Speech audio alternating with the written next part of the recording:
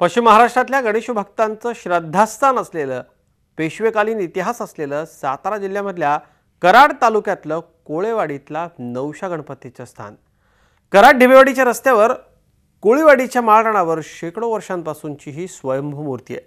पश्चिम महाराष्ट्रातले हजारो भाविक इथं मोठ्या भक्तिभावानं गणरायाला वंदन करायला येतात।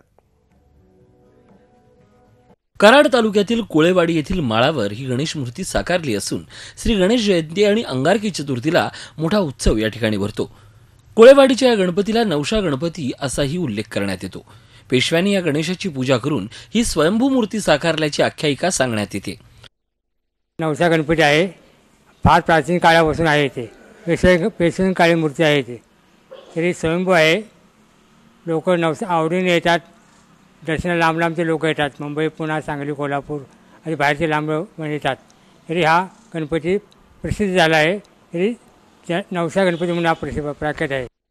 कोळेवाडीच्या नवशा गणपतीच्या दर्शनासाठी सातारा, सांगली, कोल्हापूर, सोलापूर, पुणे, जत, आटपाडी येथून भाविक मोठ्या भक्तिभावाने येतात। गणपतीमुळे नवसाचा गणपती आहे। नवसाचा गणपती असल्यामुळे संकष्टी चतुर्थी आणि गणेश जयंती, मंगळवार आणि इतर ती सण वगैरे असताना भरपूर लोक येते। गणपतीवर लय भक्ती आहे लोक, त्याच्यामुळे काही नाही।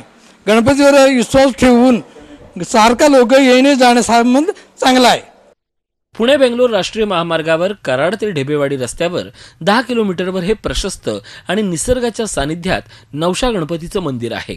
भाविकांनी या नवशा गणपतीच्या दर्शनाला एकदा नक्की यावं। Vikas Bhosale, Zee Media, Satara. Zee 24 तास रहा एक पाऊल पुढे।